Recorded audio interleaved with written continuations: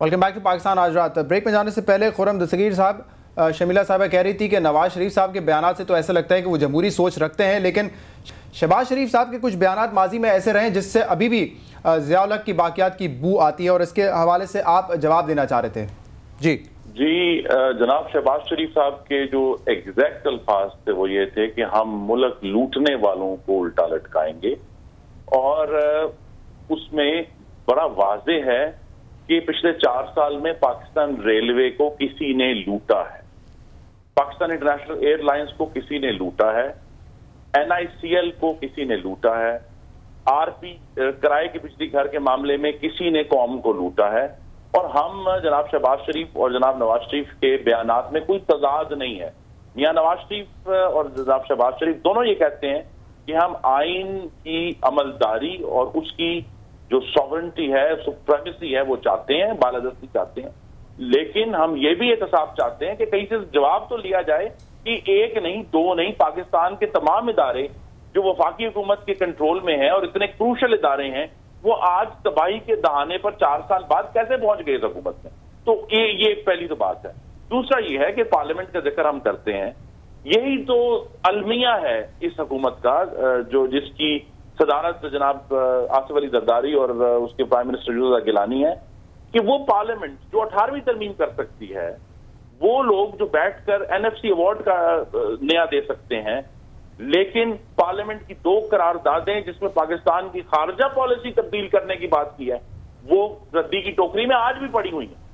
वो तो 24, आप ये गौर करें कि 24 पाक फौज के जवानों का खून पाकिस्तान की मिट्टी पर गिरा है, तो फिर उन्हें याद आए कि अच्छा यार ये करारदादे शायद निकाल लें बाहर रद्दी की टोकरी। दे रहा है, दुरुस्त है, लेकिन खुर्रम साहब आहिस्ता आहिस्ता उन पर अमल दरामद शुरू हो चुका है, इस बात से आप इत्तेफाक करेंगे? अमल दरामद अभी तक शुरू नहीं हुआ, क्योंकि जो इशूज हैं आपके ख्याल में, अगर शमसी एयरबेस को खाली करने को, लेकिन जेकवाबाद उसी करो फर से अभी भी उसके ऊपर काम जारी है। आज भी अमेरिका को जो परवेज मुशर्रफ ने ओवरफ्लाइट राइट दिए थे पाकिस्तान के ऊपर से, वो जनाब जरदारी के दौर में आज भी वो जारी है।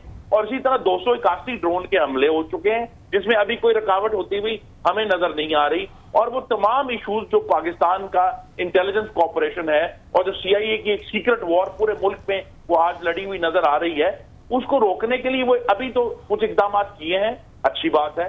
लेकिन मामला यही है कि जो अगर आप ये देखें शहजाद साहब, चाहे वो पाकिस्तान की फॉरेन पॉलिसी का मामला है, चाहे वो मेमो का मामला है, और आज जनाब सदर आसिफ जरदारी की बीमारी का मामला है, अगर हुकूमत वक्त पर कौम के साथ सच शेयर कर लेती कि जनाब हकीकत ये मामला है। मेमो गेट जब मजमून छपा था 10 अक्टूबर को, तो अगले दिन ही अगर हुकूमत शेयर कर, खुर्रम साहब मुझे आप ये बताएं, ये फैक्ट्स है, लेकिन क्योंकि अवाम के सामने आने के लिए तैयार नहीं है और इंफॉर्मेशन को दबा के रखते हैं, छुपा के रखते हैं, वो कहीं ना कहीं जरूर है।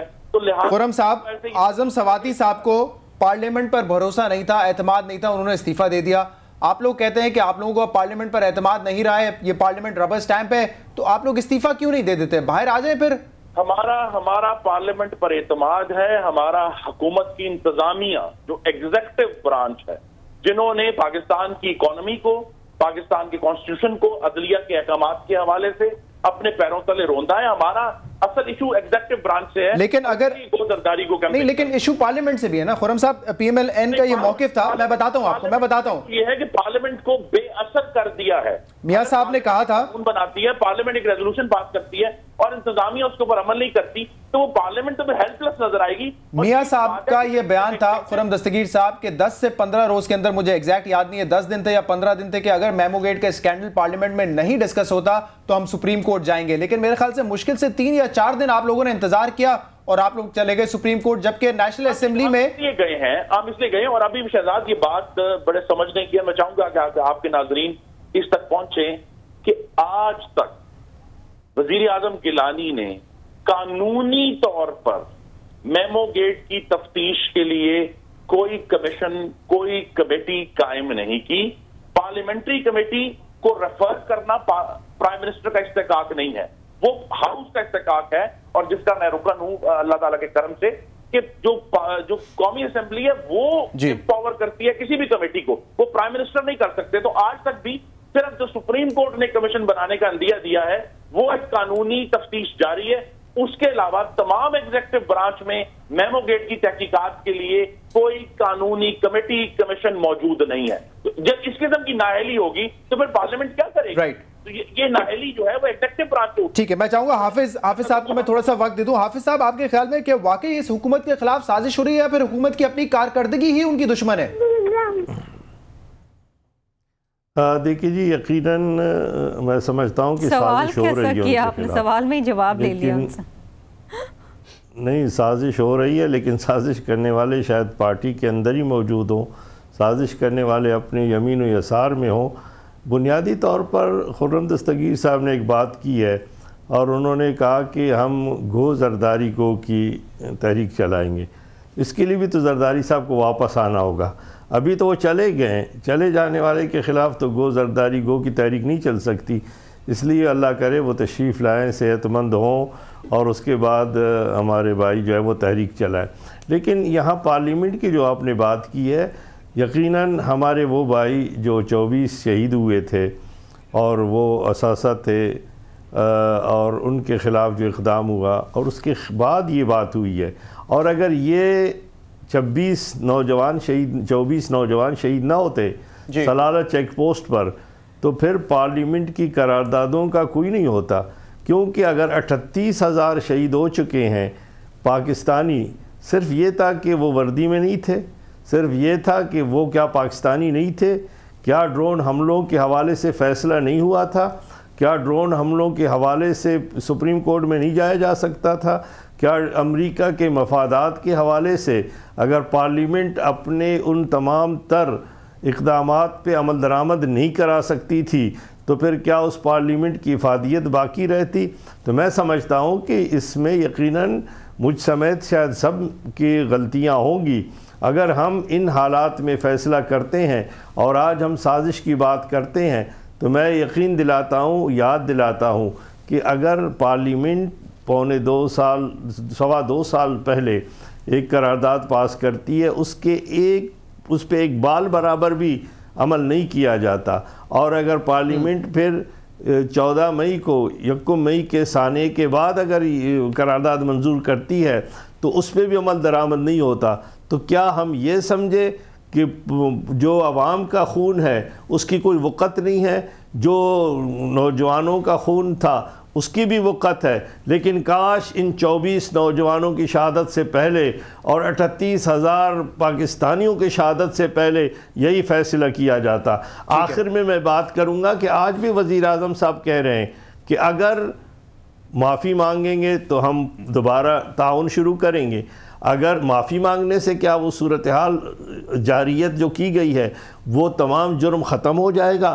اور اگر آج کہا جاتا ہے کہ ہماری امداد کے حوالے سے نیا ایگریمنٹ کیا جائے، پھر ہم وہاں پر پارلیمنٹ کی قرارداد کہاں چلی جاتی ہے؟ آج پھر کہا جاتا ہے کہ ہم شرائط از سر نو ترتیب دیں گے. پارلیمنٹ میں از سر نو شرائط کی بات نہیں کی گئی. میں چاہوں گا اس چیز کا جواب لے لوں شرمیلا صاحبہ سے کہ ایگزیکٹو نے جو 2 اے پی سی تھی اس کی قرارداد اور پارلیمنٹ کی قرارداد، اس کو بھی جو ہے اس پر بھی کسی قسم کا کام نہیں ہوا، وہ پوائنٹس امپلیمنٹ نہیں کیے گئے. اور ابھی میمو گیٹ اسکینڈل تھا، وہاں پہ بھی جو ہے ایگزیکٹو حرکت میں نہیں آئی. تو یہ ان کا جو ایکشن ہے سپریم کورٹ میں جانے کا تو درست ایکشن ہوا نا، پھر آپ لوگوں نے اتنا ٹائم لیا. دیکھیے شہزاد، بات یہ ہے کہ آپ نے جب پارلیمنٹ کو مضبوط کرنا ہے، کیونکہ ماضی میں پارلیمنٹس رہی ہیں ربر اسٹیمپ پارلیمنٹس، اور جو چاہے آپ نے ان سے کروائے. اس وقت ایک بڑی وائبرنٹ پارلیمنٹ ہے، اور 18ویں ترمیم کے بعد جو اختیارات صدر صاحب نے منتقل کیے ہیں پارلیمنٹ کو، اس سے اور زیادہ پارلیمنٹیرینز مضبوط ہوئے. اگر پارلیمنٹ کی قرارداد پہ منوند اگر اس پہ امپلیمنٹیشن نہیں ہوتی تو اس پہ ایجیٹیٹ کرنے کا بھی فورم اگین پارلیمنٹ ہے. دیکھیے اگر اس کی ضرورت کیوں آنی چاہیے؟ ایگزیکٹو ہے نا امپلیمنٹ کرنے کے لیے ان چیزوں کو. بہت دیکھیے، اگر مطلب آپ کہہ رہی کہ ایجیٹیٹ کرنے کے لیے بھی آپ پارلیمنٹ میں جائیں، ایسی نوبت کیوں آنی چاہیے؟ دیکھیے اس کا مطلب یہ نہیں کہ آپ پارلیمنٹ کو بائی پاس کر کے آپ سپریم کورٹ پہنچ جائیں، پھر آپ پارلیمنٹ کی جو ادارہ ہے وہ بھی ایک جمہوری ادارہ ہے، وہاں پہ بھی جا سکتے ہیں، کوئی اس میں لیکن وہ سب آئین کے تابع کام کر رہے ہیں نا. آپ کے ملک میں پارلیمنٹری ڈیموکریسی ہے، پارلیمنٹ از سپریم، پارلیمنٹ جو ہے وہ قانون سازی کرتی ہے، اور پارلیمنٹ کے جو فیصلے ہوتے ہیں اگر ان پہ 100% امپلیمنٹیشن نہیں ہوتا تو میں کہہ رہی ہوں کہ اگین ایجیٹیشن کا فورم بھی پارلیمنٹ ہے. یہ دوبارہ پارلیمنٹ میں جاتے، وہاں کمیٹی بناتے، ایجیٹیٹ کرتے، وہاں پر دوبارہ ریزولوشن لے کر آتے. دیکھیے یہ وہ چیزیں جو یہ بھی سمجھتے ہیں ہم بھی سمجھتے ہیں، لیکن اس وقت اگر صرف پوائنٹ سکورنگ کے لیے اور اداروں میں آپس میں ٹکراؤ پیدا کرنے کے لیے یہ کچھ کام کر رہے ہیں تو ان کو سوچنا سمجھنا چاہیے کہ یہ ملک کے لیے بڑا خطرناک ہے۔ میرے پاس وقت بالکل ختم ہو گیا، آپ کا بہت بہت شکریہ۔ پارلیمنٹ کی اپنی انکوائری ضرور ہو سکتی ہے، لیکن سپریم کورٹ کی انکوائری پارلیمنٹ کی کسی بھی طرح نفی نہیں ہے، دونوں انکوائری پیرلل چل سکتی ہے، پیرلل چل سکتی ہے، دیکھیے بالکل چلے، بالکل چلے۔ اگر کسی نے آرٹیکل 6 کی خلاف ورزی کی ہے تو اس کا فیصلہ تو سپریم کورٹ نے کرنا ہے نا۔ بات سنیں، بات یہ ہے کہ یہ سپریم کورٹ نے اپنے آرڈر میں لکھا ہے کہ we have been informed as a parliamentary committee probing this matter. Attorney general نے بھی یہ بات وہاں پر کری ہے کہ جی ایک پارلیمنٹری کمیٹی پروب کر رہی ہے، اس کا فیصلے کا انتظار کریں آپ۔ حافظ حسین صاحب اور شرمیلا صاحبہ، آپ تینوں کا بہت بہت شکریہ پروگرام میں لانے کے لیے۔ ناظرین، پروگرام میں ہم گفتگو کر رہے تھے، آج اسپیکولیشن بہت زیادہ ہو رہی تھی کہ صدر زرداری کی طبیعت خراب ہے یا وہ اپنا استعفیٰ دے کے جو ہے دبئی چلے گئے، اس حوالے سے ہم نے بات کی، اور آپ کو بتاتے چلے کہ اس وقت بھی پرائم منسٹر ہاؤس میں پاکستان پیپلز پارٹی کی جو اعلیٰ قیادت ہے ان کا اجلاس ہو رہا ہے، اس کی صدارت جو ہے Bilawal Bhutto chairman of Pakistan Peoples Party کر رہے ہیں، اور اس اجلاس میں پاکستان کے وزیر اعظم یوسف رضا گیلانی بھی شامل ہیں۔ ناظرین، پاکستان آج رات دیکھنے کا شکریہ۔ آپ فیڈ بیک ہمیں دے سکتے ہیں ای میل ایڈریس اور فیس بک کے ذریعے۔ آپ سے ملاقات کریں گے کل، اجازت دیجیے، اللہ حافظ۔